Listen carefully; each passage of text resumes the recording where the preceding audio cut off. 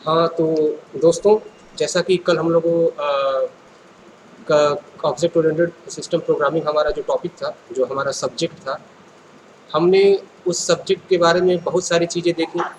हमने वो कॉन्सेप्ट देखे। हमने ऑब्जेक्ट ओरिएंटेड सिस्टम डिज़ाइन का पैराडाइम्स क्या होता है, मतलब कि ऑब्जेक्ट ओरिएंटेड सिस्टम डिज़ाइन को लिखने का तरीका, उसको एक्सप्रेस करने का तरीका, या फिर किस तरीके से ऑब्जेक्ट ओरिएंटेड सिस्टम डिज़ाइन में हम प्रॉब्लम को लेते हैं और किस तरीके से उसका हम सोल्यूशन निकालते हैं।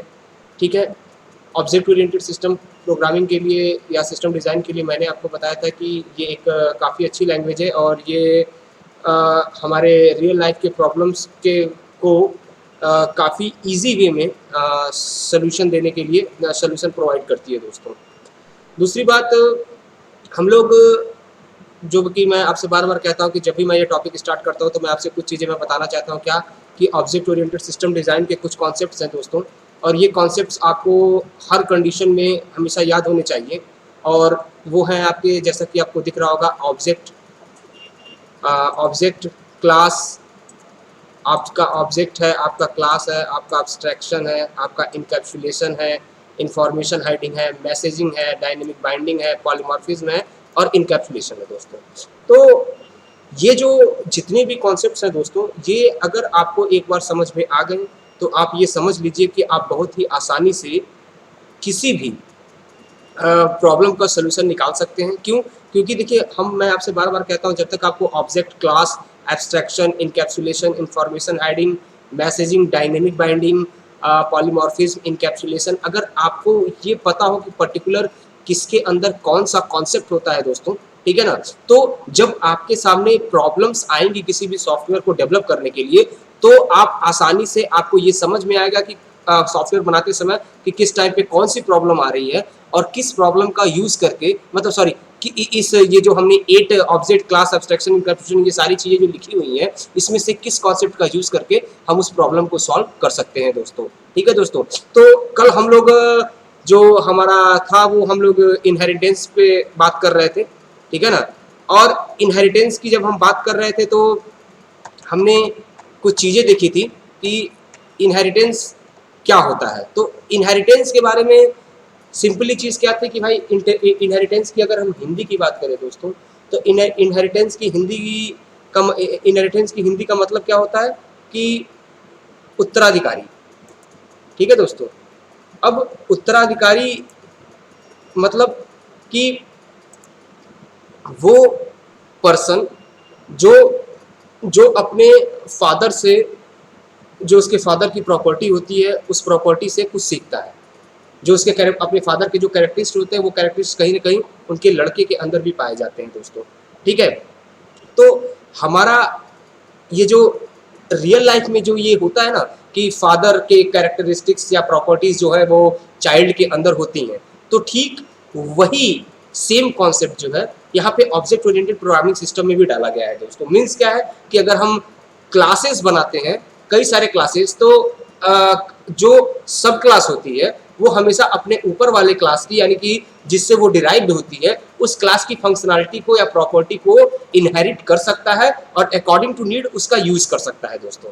ठीक है ना। यानी वो उसको इनहेरिट भी कर सकता है और अकॉर्डिंग टू नीड इसका यूज भी कर सकता है। जैसा कि देखिए, एक कल मैंने एक डिफिनीशन में लिखाई थी कि the capacity of the class to derive properties and characteristics from another class is called inheritance. Inheritance is one of the most important features of object oriented programming. ठीक है दोस्तों। इसके अलावा अब बात होती है कि भैया वो कौन सी क्लास है जो कि जेनोरेसिटी करता है, और वो कौन सा क्लास है जो कि इनहेरिट करता है। ठीक है दोस्तों। तो अब यहाँ पे दो बातें आई। एक देखिए, यहाँ पे एक जेनरेसिटी लिखा हुआ है, और एक देखिए तो एक आपका इनहेरिटेंस लिखा हुआ है दोस्तों। ठीक है ना। तो जेनरेसिटी और इनहेरिटेंस की बात करें तो ये लगभग मिलता जुलता है, बिकॉज का इनहेरिटेंस का मतलब क्या होता है कि जो ग्रहण करता है, यानी कि जो अपने जो क्या कहें कि जो अपने ऊपर वाले क्लास से, यानी कि जो जैसे रियल वर्ल्ड में का जो हमने एग्जांपल लिया कि किस तरीके से एक किस तरीके से क्या कहते हैं कि एक चाइल्ड जो है अपने फादर की प्रॉपर्टी को एक्वायर करता है, ठीक है ना। यानी कि अगर हम देखें तो फादर की जो प्रॉपर्टीज होती है कुछ ना कुछ वो प्रॉपर्टीज जो है उसके बच्चे के अंदर भी पाई जाती है। तो ठीक, इनहेरिटेंस का तो यही कॉन्सेप्ट है। लेकिन अगर जेनरेसिटी की बात करें तो जेनरेसिटी की अगर हम बात करते हैं तो जेनरेसिटी की बात में बस ये चीज़ें सामने आती हैं कि अगर दोस्तों कि जेनरेसिटी का मतलब क्या होता है, देने वाला, ठीक है दोस्तों।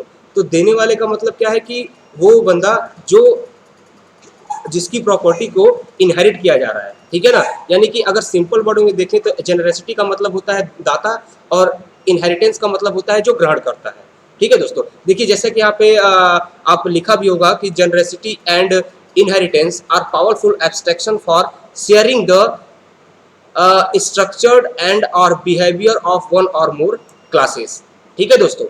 Generosity is the relationship between a class and its defines a hierarchy of abstraction in which subclass bracket में one or more inherit from one or more super class, ठीक है दोस्तों। तो अगर हम बार बार देखें तो एक चीज आ रही है कि भाई एक जेनरेसिटी एक इनहेरिटेंस, ठीक है ना। तो अगर जेनरेसिटी का मतलब होता है दाता और इनहेरिटेंस का मतलब होता है कि जो ग्रहण करता है। तो अगर हम चीज तो इस इनहेरिट तो अगर इस चीज को अगर हम समझना चाहें दोस्तों तो आप देखेंगे कि ये जो इनहेरिटेंस है ना, तो इनहेरिटेंस के अंदर जो है दो चीजें, दो क्लासेस आती हैं। एक आपकी आती है सब क्लास और जो दूसरी है वो आपकी आती है सुपर क्लास, ठीक है दोस्तों। तो बात करें अगर सब क्लास की सुपर क्लास की तो जैसा लिखा हुआ है एज अ डिफिनेशन कि the class that inherits properties from another class is called सब क्लास और डिराइव्ड क्लास, ओके दोस्तों। और सुपर क्लास का मतलब क्या लिखा हुआ है कि the class whose properties are inherited by sub class is called base class, ठीक है ना, बेस क्लास और सुपर क्लास।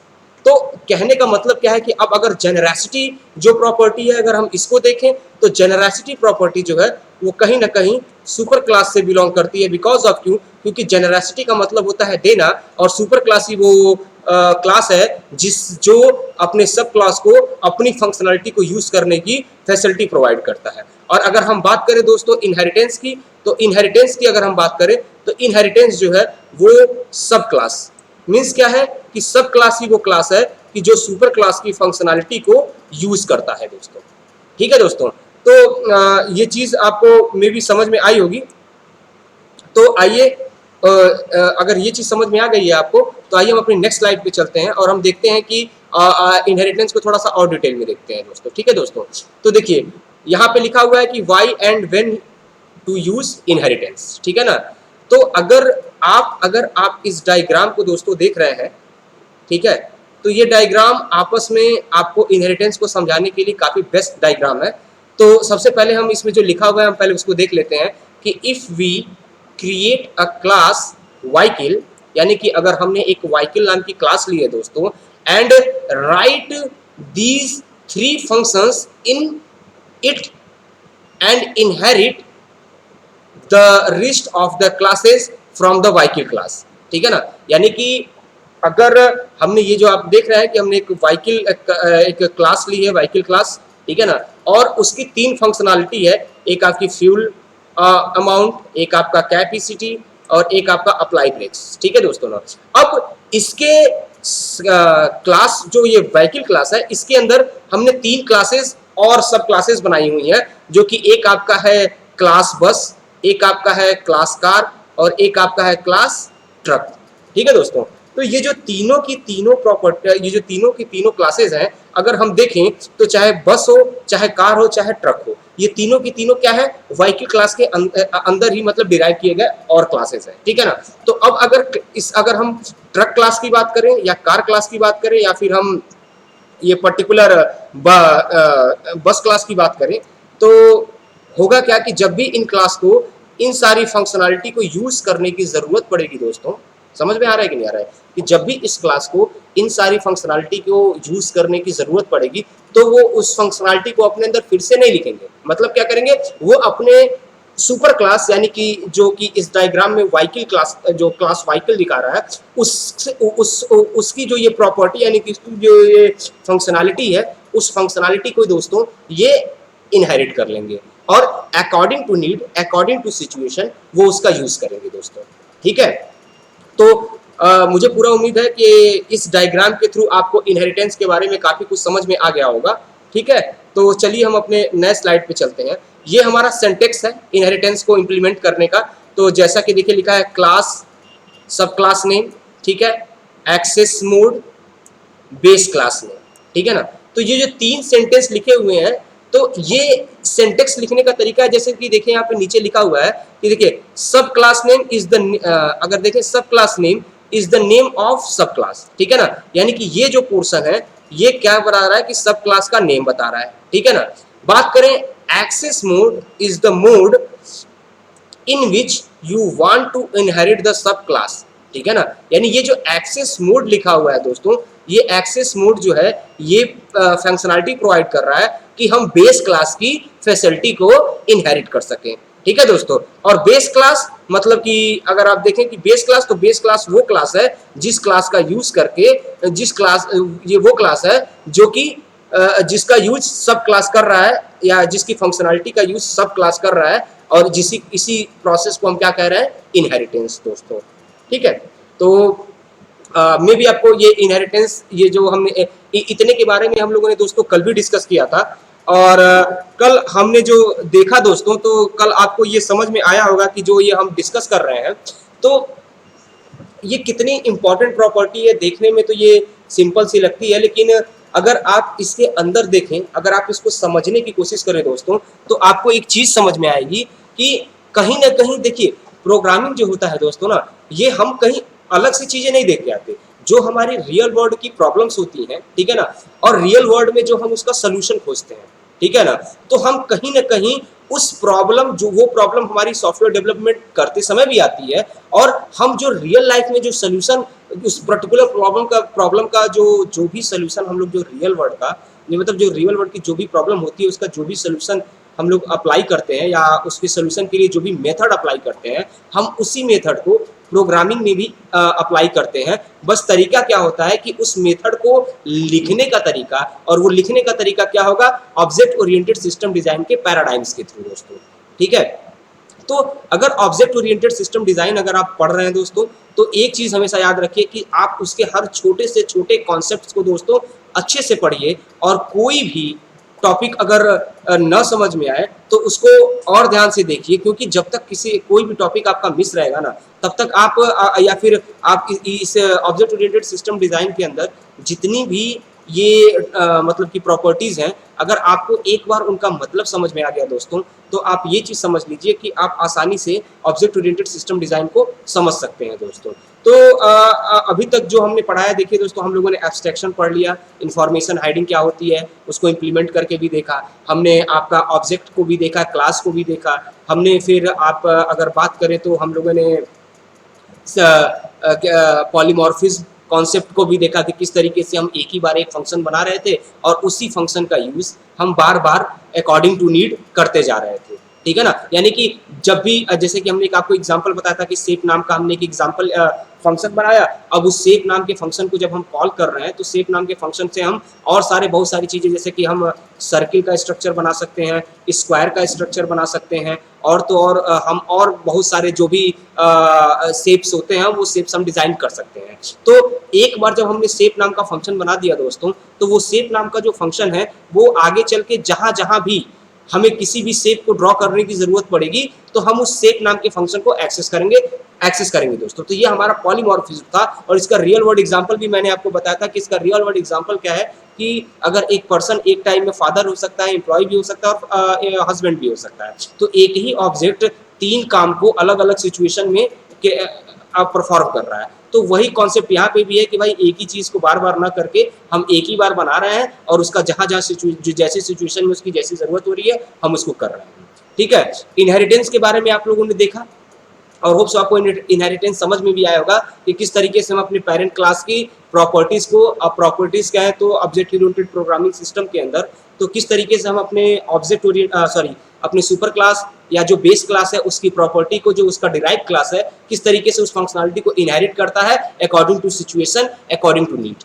ठीक है दोस्तों, तो चलिए और अभी जो अब हमारा जो अगला स्लाइड है वो अगर हम देखें तो टाइप ऑफ इनहेरिटेंस। ठीक है दोस्तों, टाइप ऑफ इनहेरिटेंस। तो टाइप ऑफ इनहेरिटेंस की बात करें दोस्तों तो देखिए यहाँ पे बहुत सारे टाइप के इनहेरिटेंस लिखे हुए हैं, जैसे कि single inheritance, multiple inheritance, multi level inheritance, hierarchical inheritance और हाइब्रिड इनहेरिटेंस। ठीक है दोस्तों, तो ये इतने सारे इनहेरिटेंस हैं मतलब टाइप्स हैं इनहेरिटेंस के जिनका यूज अकॉर्डिंग टू सिचुएशन और अकॉर्डिंग टू नीड किया जाता है दोस्तों। ठीक है, तो आइए हम एक एक को बारी बारी समझने की कोशिश करते हैं।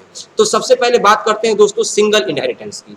तो अगर सिंगल इनहेरिटेंस की बात करें तो जैसा कि इसमें डिफिनीशन में लिखा हुआ है कि अ sub class derive from a single super class, यानी कि एक सिंपल तरीके का जो हम इसे यानी कि जैसे क्या कि हमने एक सुपर क्लास बनाया, उसके बाद से हमने एक सिंपल एक उसका एक सिंगल डिराइव क्लास भी बनाया।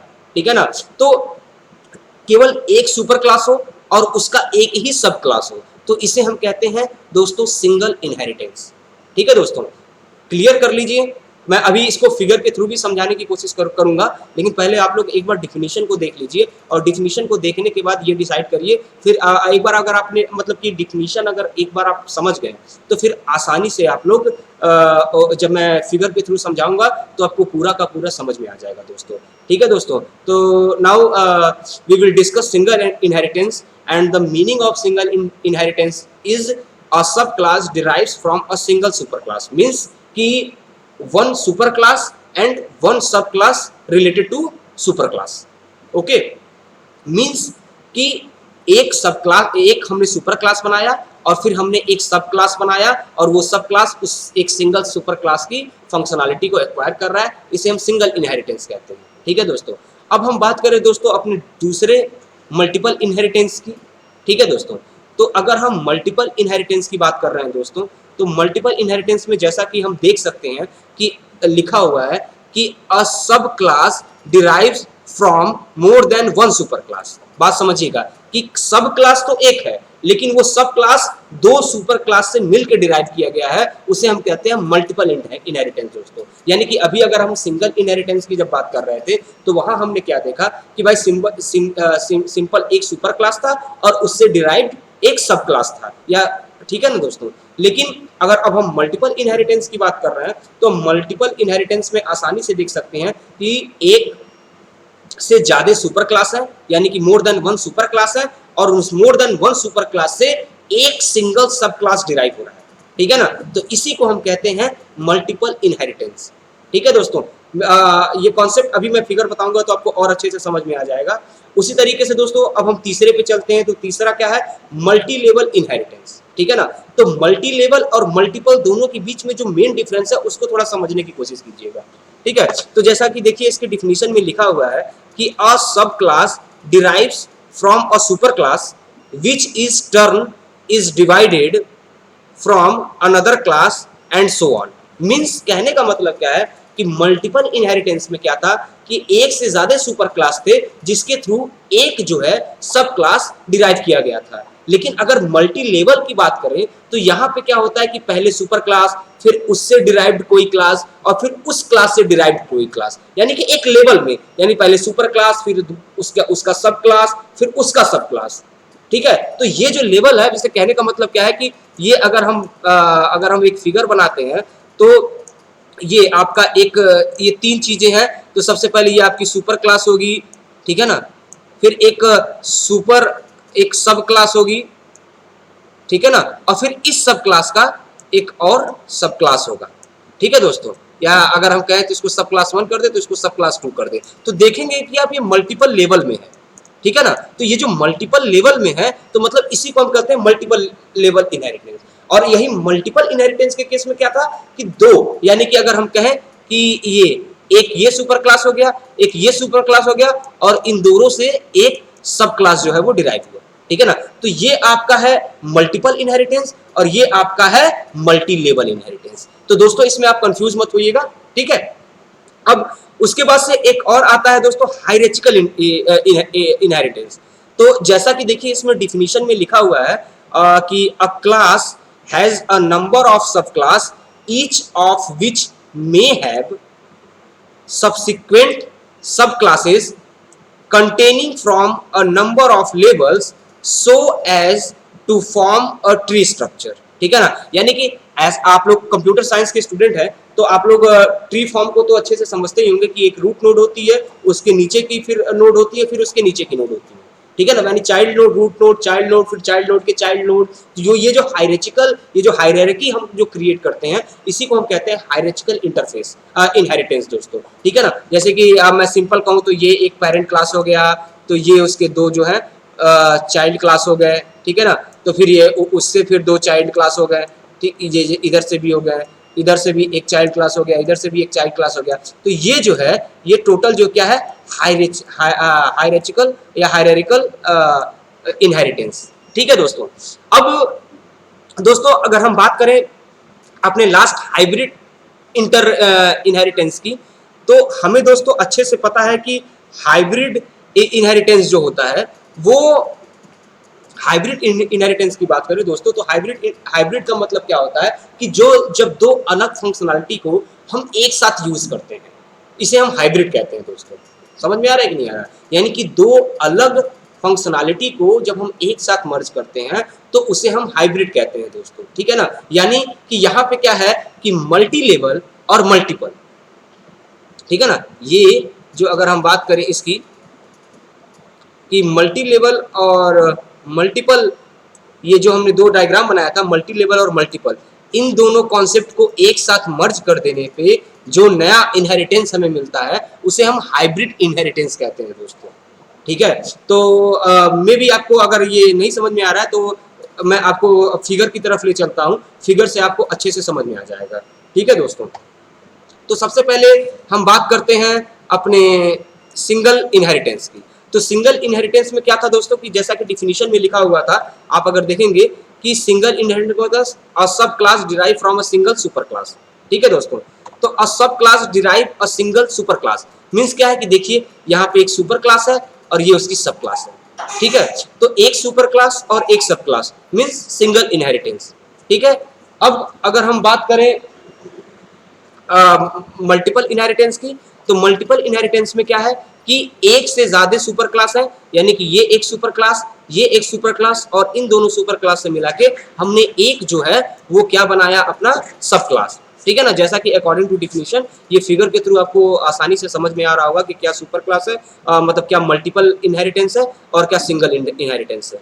ठीक है दोस्तों, अब हम बात करते हैं अपने मल्टी लेवल इनहेरिटेंस की। ठीक है ना, तो मल्टी लेवल इनहेरिटेंस में मैंने आपको बताया था कि एक सुपर क्लास होगा, फिर उसका एक सब क्लास होगा, और फिर उस सब क्लास का एक सब क्लास होगा, यानी कि एक लेवल क्रिएट होगा। ठीक है, तो आप जैसे कि आपको इस फिगर में दिख रहा होगा कि एक स्टूडेंट है सुपर क्लास। अब स्टूडेंट सुपर क्लास से हमें क्या मिला, एग्जाम सब क्लास। ठीक है ना, और उस एग्जाम सब क्लास से हमें फिर एक नया सब क्लास मिला, डिराइव किया हमने रिजल्ट। ठीक है ना, तो ये जो एक एक लेवल है, लेवल 1, लेवल 2 या फिर लेवल 3। ठीक है ना, तो ये जो लेवल 1, लेवल 2 और लेवल 3 है, ये जो लेवल है ये ही मल्टीपल लेवल इनहेरिटेंस के कॉन्सेप्ट को बताता है। ठीक है दोस्तों, अब बात करते हैं हम हाइब्रिड इनहेरिटेंस की। तो जैसा कि मैंने आपको बताया था कि हाइब्रिड इनहेरिटेंस जो है वो मल्टीपल इनहेरिटेंस और मल्टी लेवल इनहेरिटेंस दोनों का कॉम्बिनेशन होता है। ठीक है दोस्तों, तो अगर हम ध्यान से देखें तो जो हमारा मल्टी लेवल इनहेरिटेंस है, जैसे कि ये अगर हम हाइब्रिड इनहेरिटेंस का अगर ये हमें फिगर दिख रहा है, तो अगर हम इसकी बात करें इन तीनों की, ठीक है, तो ये देखिए आपका मल्टी लेवल इनहेरिटेंस, जैसा कि देखिए बगल में दिख रहा है, मल्टी लेवल इनहेरिटेंस को बता रहा है। ठीक है ना, ये ठीक है ना, लेकिन अब ये देखिए हाइब्रिड कैसे हुआ, क्योंकि यहाँ पे मल्टी लेवल और मल्टीपल दोनों तरह के इनहेरिटेंस एक साथ यूज हो रहा है। मीन्स क्या कि इसमें एक स्टूडेंट था, ठीक है ना, यानी मल्टी लेवल इनहेरिटेंस की बात कर रहा हूं मैं, तो इसमें एक स्टूडेंट था और वो स्टूडेंट से हमने एक एग्जाम सब क्लास डिराइव किया और उस एग्जाम से हमने रिजल्ट नाम का एक सब क्लास डिराइव किया। ठीक है दोस्तों, अब उसी तरीके से अगर हम बात करें हाइब्रिड की, हाइब्रिड इंटरफेस की, तो यहाँ हाइब्रिड इंटरफेस में हम क्या देख रहे हैं कि देखिए एक स्टूडेंट क्लास है, स्टूडेंट क्लास से हमने दो सब क्लास डिराइव किया, एक एग्जाम और एक आपका प्रोजेक्ट। ठीक है ना, और इन दो सब क्लास से फिर एक सब क्लास डिराइव हुआ जिसे हम कह रहे हैं रिजल्ट क्लास। ठीक है ना। तो अब देखिए, ये अगर हम इतने की बात करें तो ये आपका क्या है, मल्टी लेवल, ठीक है ना। और अगर हम इतने की बात करें तो ये आपका क्या है, मल्टीपल। और जब हमने इन दोनों को कंबाइन कर दिया तो ठीक है, अगर इन दोनों को कंबाइन किया तो वो हमारा क्या बन गया, हाइब्रिड इनहेरिटेंस। ठीक है दोस्तों, तो मेरे ख्याल से अब आपको hybrid interface, sorry, hybrid inheritance और मल्टी लेवल इनहेरिटेंस में कोई कंफ्यूजन नहीं होगा। ठीक है, एक चीज याद रखिएगा कि मल्टीपल इनहेरिटेंस और multi level inheritance, hybrid inheritance जो है इन दोनों का कॉम्बिनेशन है। और हाइब्रिड वर्ड जहां भी किसी भी टेक्नोलॉजी में मिलता है तो हमने वो चीज़ देखी है कि हमेशा कहीं ना कहीं एक से ज़्यादा टेक्नोलॉजी जब एक साथ मर्ज होती है तो उसी को हम हाइब्रिड कहते हैं। ठीक है दोस्तों, उसके बाद से दोस्तों एक जो हमारा लास्ट है, हायरार्किकल इनहेरिटेंस। तो हायरार्किकल इनहेरिटेंस जैसा कि डिफिनीशन में लिखा हुआ था कि एक ट्री स्ट्रक्चर है, और ट्री स्ट्रक्चर आपको पता ही होता है कि उसमें एक रूट नोड होते हैं, फिर उसके चाइल्ड नोड होते हैं, और फिर उसके चाइल्ड नोड होते हैं। तो यहाँ पे क्या है कि हम एक रूट क्लास बना रहे हैं, फिर हम उसके सब चाइल्ड क्लास बना रहे हैं, और फिर उस चाइल्ड क्लास के हम फिर से चाइल्ड क्लास बना रहे हैं। तो ये जो हायरार्की क्रिएट हो रही है दोस्तों, ये हायरार्की जो है इसी को हम कहते हैं हायरार्किकल इनहेरिटेंस। ठीक है दोस्तों, तो जैसा कि आपको इस फिगर में दिख रहा होगा कि हमने एक वाइकिल नाम का क्लास, सुपर क्लास बनाया है, और उस वाइकिल नाम के सुपर क्लास से हमने 3 क्लास और बनाए हैं, एक आपका लैंड, एक आपका वाटर, और एक आपका एयर। ठीक है ना, वाइकिल के अंदर हमने 3 सब क्लास डिराइव किए हैं, एक आपका लैंड, एक आपका वाटर, और एक आपका एयर। ठीक है ना दोस्तों, और अब जो व्हीकल्स लैंड पे चलती हैं, जो व्हीकल्स वाटर पे चलती हैं, और जो व्हीकल्स एयर में चलती हैं, ठीक है ना, उनको हमने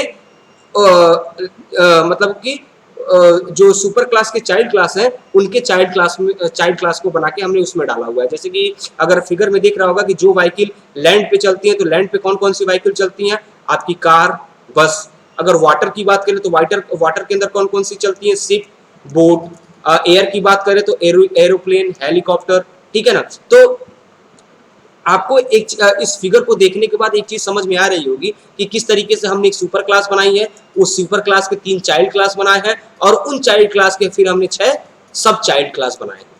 ठीक है, तो इसी को, ये जो हमने एक ट्री फॉर्म में, जो ऊपर से नीचे के फॉर्म में हमने ये जो एक जो ये डायग्राम बनाया है, इसी को हम एक हायरार्किकल इनहेरिटेंस कहते हैं। यानी जब भी शिप को कुछ भी मतलब कि अपने सब क्लास से लेने की जरूरत पड़ेगी तो वो वाटर क्लास को एक्सेस करेगा, और वाटर क्लास को जब कुछ ऊपर की फंक्शनलिटी यानी व्हीकल की फंक्शनलिटी में से कुछ भी एक्सेप्ट करने की जरूरत पड़ेगी तो फिर वो व्हीकल क्लास से इनहेरिट कर लेगा।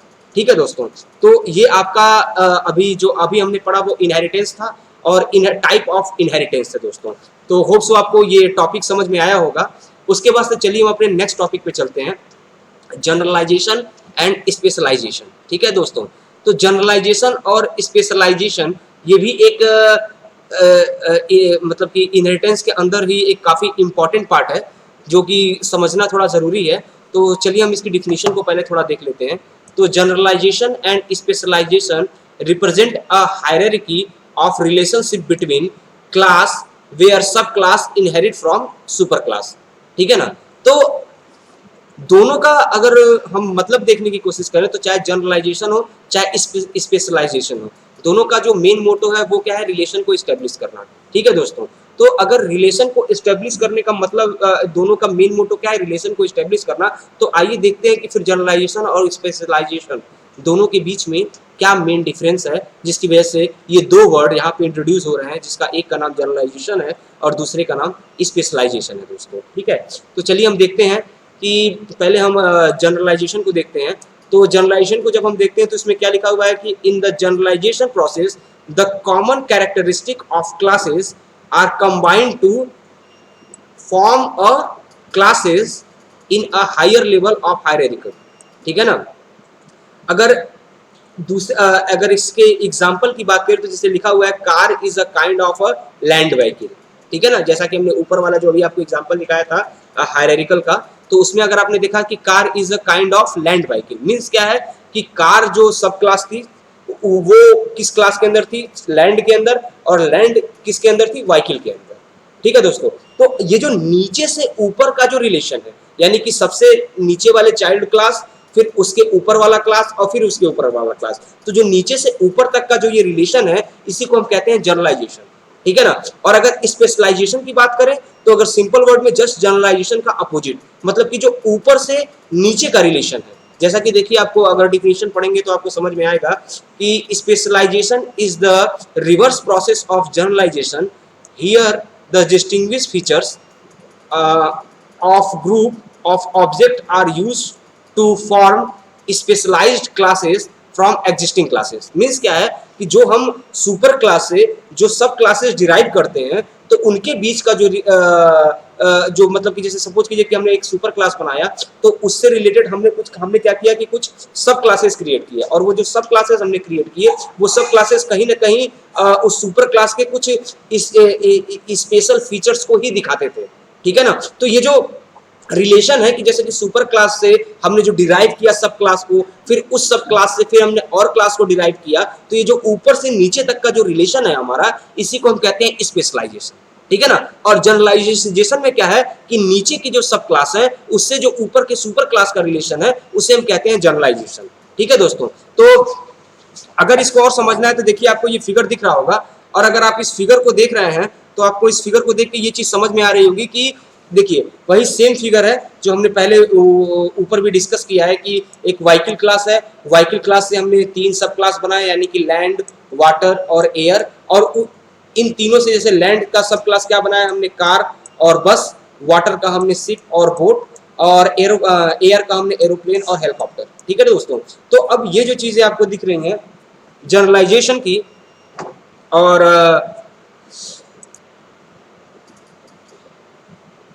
हाँ तो दोस्तों जैसे कि मैं बात कर रहा था तो आपने जैसे देखा कि ये vehicle class, land, water, air, उसके सब क्लास और उसके फिर सब क्लास कार, बस, शिप, बोट, एरोप्लेन और हेलीकॉप्टर।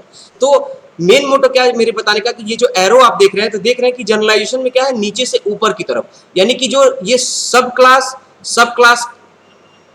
मतलब कि सब चाइल्ड क्लास, फिर चाइल्ड क्लास और फिर उसका रिलेशन व्हीकल क्लास के साथ यानी सुपर क्लास के साथ। तो ये आपका जो रिलेशन है इसे हमने क्या कहा जनरलाइजेशन, ठीक है दोस्तों। उसके बाद से अगर स्पेशलाइजेशन की बात करें तो व्हीकल क्लास से हमने क्या इसकी फीचर्स को देख के हमने कौन कौन से सब क्लास डिराइव किए, फिर इस सब क्लास को देख के हमने कौन कौन से सब क्लास डिराइव किए। तो ये जो रिलेशन है ये हमारा क्या है स्पेशलाइजेशन, ठीक है दोस्तों। तो आप कभी भी कंफ्यूज मत होइएगा कि जनरलाइजेशन और स्पेशलाइजेशन क्या है, ठीक है दोस्तों। अगर आप ये पीपीटी, अगर आपको ये फिगर समझ में आ रहा है तो आप आसानी से इन कॉन्सेप्ट्स को समझ सकते हैं और देख सकते हैं और आपको आसानी से समझ में आ जाएगा, ठीक है दोस्तों। तो चलिए फिर हम अपने आज के लास्ट टॉपिक पे चलते हैं और वो है हमारा मॉडलिंग दोस्तों, ठीक है। तो दोस्तों ये जो वर्ड मॉडलिंग है, ठीक है ना, तो मॉडलिंग का मतलब क्या होता है, ठीक है दोस्तों। मॉडलिंग का मतलब क्या होता है, तो अगर मॉडलिंग के मतलब को अगर हम समझने की कोशिश करें तो मॉडलिंग मतलब क्या होता है, जैसा कि देखिए मैंने एक थोड़ी सी डिफिनेशन लिखी हुई है कि modelling is anything that represent something else, यानी कि किसी भी काम को अगर हम कर रहे हैं या हमें किसी भी काम को करना है तो हम सबसे पहले एक उसका एक फ्रेमवर्क तैयार करते हैं और उसी फ्रेमवर्क को हम मॉडलिंग करते हैं, मॉडलिंग कहते हैं। क्यों? क्योंकि एक बार जब मॉडल तैयार होता है देन हम उसी मॉडल को फिर हम इम्प्लीमेंट करते हैं ताकि यूजर्स को वो चीजें मतलब कि आसानी से समझ में आ सके, या फिर हम ऐसे कहें कि अगर हमें कोई भी चीज बनानी है तो सबसे पहले हम सारी प्रॉब्लम को एनालाइज करके एक मॉडल क्रिएट करते हैं, और जब मॉडल क्रिएट कर लेते हैं और उसको हम समझ लेते हैं फिर हम उसी चीज को क्या करते हैं इम्प्लीमेंट करते हैं, ठीक है दोस्तों। सेम जो मॉडलिंग का एक जो सिंपल सा कॉन्सेप्ट है यही कॉन्सेप्ट आपका ऑब्जेक्ट ओरिएंटेड मॉडलिंग या सिस्टम डिजाइन के लिए भी यूज होता है, ठीक है दोस्तों। जैसा कि देखिए अगर आपको डिफिनीशन दिख रही हो तो इसमें क्या लिखा हुआ है कि intention of object oriented modeling is defined is to learn how to apply object oriented concepts to all the stage of the software development life cycle। Means क्या है कि ऑब्जेक्ट ओरिएंटेड कॉन्सेप्ट हमें क्या बता रहा है कि किस तरीके ऑब्जेक्ट ओरिएंटेड मॉडलिंग हमें क्या बता रही है कि हम किस तरीके से ऑब्जेक्ट ओरिएंटेड के कॉन्सेप्ट को सॉफ्टवेयर डेवलपमेंट के हर स्टेज पे किस तरीके से उसको इंप्लीमेंट करें, ठीक है दोस्तों। यानी कहाँ हमें इनहेरिटेंस यूज करना है, कहाँ हमें पॉलीमॉर्फिज्म यूज करना है, कहाँ हमें कुछ और यूज करना है, मतलब जो भी कॉन्सेप्ट आपका हो वो ऑब्जेक्ट ओरिएंटेड प्रोग्रामिंग में किस सिचुएशन पे हमें उसको इंप्लीमेंट करना है, ये हमें मॉडलिंग बताती है। ठीक है दोस्तों, उसके आगे देखिए क्या लिखा हुआ है कि object oriented modelling and design is a way of thinking about problem using model organized around real world concept। ठीक है ना, यानी कि ये एक तरीके से रियल वर्ल्ड से ही रिलेटेड है। ठीक है ना, the fundamental construct is the object which combine both data structure and behaviours. ठीक है, तो दोस्तों मॉडलिंग का मतलब जो रियल वर्ल्ड में है वही सेम चीज हमने ऑब्जेक्ट ओरिएंटेड में भी उसको इंप्लीमेंट कर दी है। ठीक है दोस्तों, तो अगर हम देखें कि ऑब्जेक्ट ओरिएंटेड में मॉडलिंग का मतलब क्या है, तो भाई सिंपल वही सारी चीजें कि जो हमने कॉन्सेप्ट पढ़े हैं या जो ऑब्जेक्ट ओरिएंटेड सिस्टम के ये जो कॉन्सेप्ट्स हैं, inheritance, polymorphism, abstraction, object, class, message binding, passing, message passing, ठीक है ना, या फिर इनकैप्सुलेशन, तो ये सारे के सारे ये जो मेथड्स हैं, इन मेथड को अगर हम कोई प्रॉब्लम हमारे सामने आ रही है तो कहाँ किस जगह पे कौन से मेथड को रखें ताकि हमारे प्रॉब्लम का सल्यूशन हमें मिल सके। ठीक है ना, तो हम उसको पहले इंप्लीमेंट करने से पहले हम एक मॉडल क्रिएट करके देखते हैं कि कहाँ पे किस प्रॉब्लम को हम किस टेक्निक के थ्रू सॉल्व कर रहे हैं। एक बार अगर हमें ये चीज समझ में आ गई, ये चीज हमने मॉडल क्रिएट कर लिया, तो फिर हम आसानी से उसको इंप्लीमेंट करके हम अपने सॉफ्टवेयर को डेवलप कर सकते हैं और जो प्रॉब्लम फेस हो रही है यूजर उस सॉफ्टवेयर के थ्रू उस प्रॉब्लम को सॉल्व कर सकता है दोस्तों। ठीक है, तो देखिए पर्पस ऑफ मॉडलिंग कुछ की मेन मोटो क्या है मॉडलिंग का। ठीक है, तो अगर पर्पस ऑफ मॉडलिंग की बात करें दोस्तों, तो पर्पस ऑफ मॉडलिंग में क्या है, testing a physical entity before building it. ठीक है ना, यानी कि फिजिकल एंटिटी को पहले टेस्ट कर लो बनाने से। ठीक है ना, यानी अगर बनाने के बाद टेस्ट करते हैं तो फिर अगर उसमें दिक्कत आती है तो फिर आपको सब कुछ फिर से बनाना पड़ेगा। ठीक है ना, तो मॉडल हमें क्या फैसिलिटी प्रोवाइड करता है कि पहले जो हमारा ओरिजिनल है उसका हम एक मॉडल क्रिएट करते हैं और मॉडल क्रिएट करके जब हम ये चेक कर लेते हैं कि हाँ ये सही है, देन हम उसको इंप्लीमेंट करें, तो इससे गलती होने के चांसेस कम होते हैं। दूसरा क्या है, communication with customer. Communication with customer का मतलब क्या है कि अगर पूरा मॉडल आप क्रिएट कर लें और पूरा मॉडल क्रिएट करने के बाद पूरा सॉफ्टवेयर बनाने के बाद फिर कस्टमर को आप वो सॉफ्टवेयर दिखाएं और कस्टमर कहता है कि फिर ये प्रॉब्लम है, तो फिर आपकी सारी मेहनत बेकार हो जाती है। ठीक है, तो इसके लिए क्या है कि हम पहले एक मॉडल क्रिएट करें सॉफ्टवेयर डेवलपमेंट लाइफ साइकिल के थ्रू और वो मॉडल को हम कस्टमर को रिप्रेजेंट करें। कस्टमर जब एक बार वो मॉडल देख ले और वो उससे सेटिस्फाई हो या फिर अगर वो कहता है कि नहीं इसमें कुछ चेंज करने की जरूरत है, तो फिर से हम उस मॉडलिंग में चेंज कर लें, फिर से कस्टमर को दिखाएं और जब कस्टमर फुल्ली सेटिस्फाई हो देन तब जाके हम उस मॉडल को इंप्लीमेंट करें। ठीक है दोस्तों, तीसरा है विजुअलाइजेशन, यानी कि किस तरीके से हमारा मतलब कि मॉडल इतना इस तरीके से हम बनाया ताकि कोई भी बंदा आसानी से उसको समझ सके। और रिडक्शन ऑफ कॉम्प्लेक्सिटी, मतलब कि एक बार अगर हमने मॉडल बनाया फिर हमने उस मॉडल को बहुत ध्यान से हम 2-4 बार 5 बार देख रहे हैं, फिर हमें लगता है कि नहीं यार ये यहाँ थोड़ा कॉम्प्लेक्स हो रहा है, इसकी जगह पे हम अगर कोई ये वाला कॉन्सेप्ट रख दे तो वो आसानी से हो जाएगा। ठीक है ना, तो फिर हम क्या करते हैं, फिर उस मॉडल को थोड़ा सा हटा के हम उसी जगह पे दूसरा वाला कॉन्सेप्ट रख देते हैं। तो इससे एक बार जब हम मॉडल को तैयार करते हैं ना तो उसमें हम सारी चीजें सारी बारीकियों को देखते हैं और एक बार जब हमारा परफेक्ट मॉडल बन के क्रिएट हो जाता है जिसमें यूजर को भी कोई खामी नहीं दिखती है, तब जाके हम उसको इंप्लीमेंट करते हैं, तब जो हमारा सॉफ्टवेयर बनता है वो सॉफ्टवेयर हमारा परफेक्ट सॉफ्टवेयर होता है। ठीक है दोस्तों, तो आज इतना ही। नेक्स्ट लेक्चर में हम लोग इसी मॉडलिंग के कॉन्सेप्ट को या ऑब्जेक्ट ओरिएंटेड मॉडलिंग के कॉन्सेप्ट को हम आगे और देखेंगे। ठीक है दोस्तों, तो thank you very much, good bye.